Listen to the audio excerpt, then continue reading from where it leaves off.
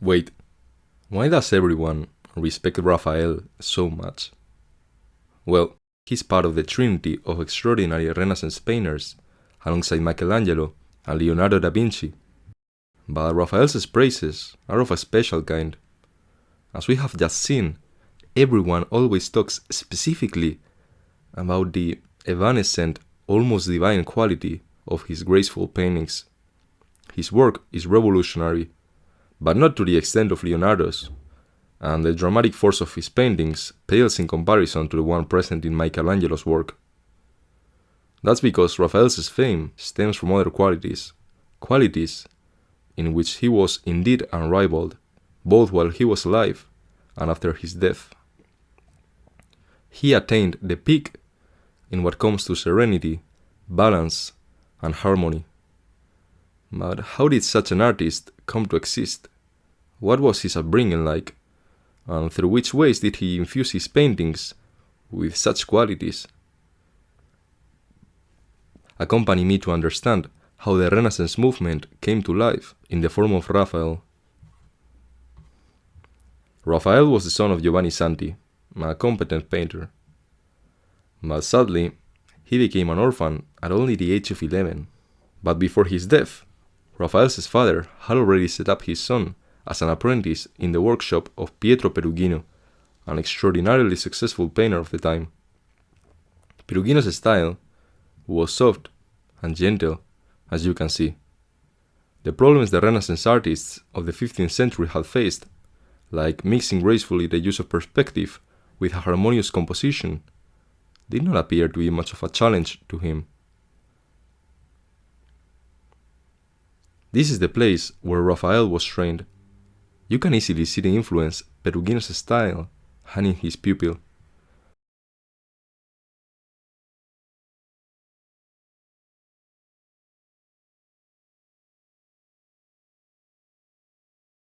The young painter's talent was astronomical, and he quickly assimilated the style of his master. As a young adult, he moved to Florence to distinguish himself as a painter, but the competition was harsh. There were hundreds of wondrous painting masters working in the city, among whom were Leonardo and Michelangelo. The two were much older than him, and they were already established and extremely famous. But this didn't crush Raphael's dreams. It invigorated him to grow and learn from Florence's masters. Soon enough, in a few years, he became extremely recognized himself, and he did not try to become the painting masters he looked up to. He achieved their status with his own unique style, the same style Perugino had taught him, but taken to a whole new scale. Raphael's style is symmetrical and gentle as his master's, but it's also alive.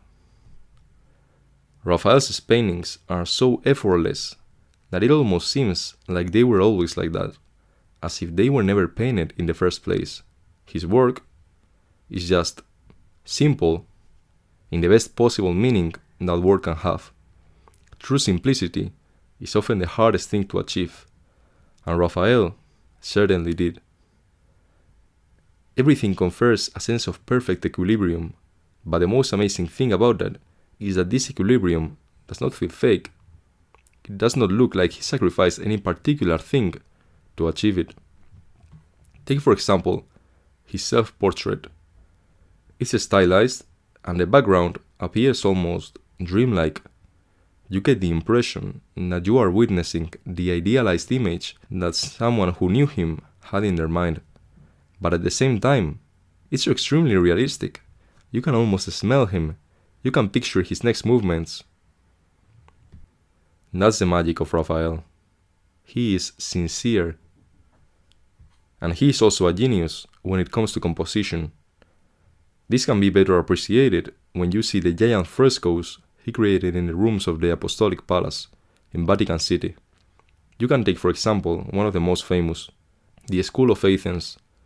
It's a festival of movements and figures all intertwined with one another. The moment you take one of them out of the context of the whole, the strength is lost.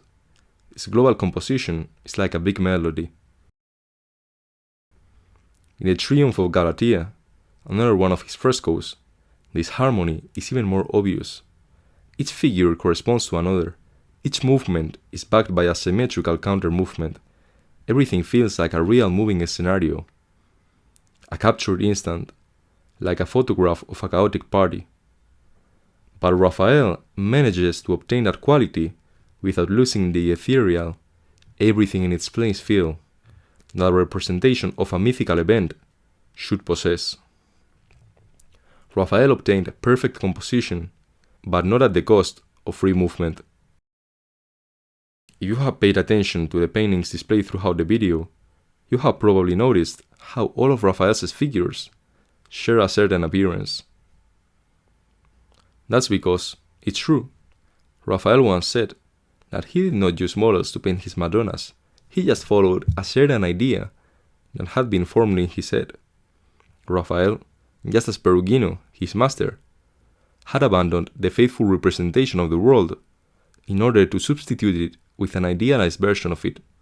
This tendency, of which, as I said, Raphael was no inventor, was actually dangerous, because if you decorated reality too much, your painting would end up losing a lot of the charm it could have possessed.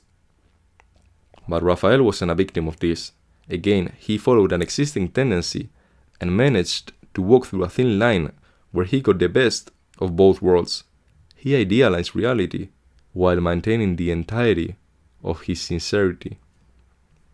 If you look at portraits he did of existing people, like the self-portrait we just saw some minutes ago, you will instantly recognize his style, his soft magnetism, just as in his frescoes. But the portraits also feel like honest, non-decorated reproductions of those who are being painted. Like this portrait of the Pope Leo X. You can tell Raphael all the way, but you can see as well that he did not try to make this guy a beauty when he wasn't one. But you can also appreciate that he did not try to create an offensive caricature either. It feels harmonious, as everything he has ever done. It is believed that Raphael's unique talents and abilities are closely linked to who he was as a person. He was extremely humble and sweet, which made him extremely approachable, as opposed to Leonardo and Michelangelo. He was greatly appreciated by everyone in his environment, and the fact that he was a legendary painter was only a factor to that. He was so well liked that it is said that he was going to be named Cardinal as a sign of respect near the times of his sudden death. That's right, Raphael had a premature death at 37 years old.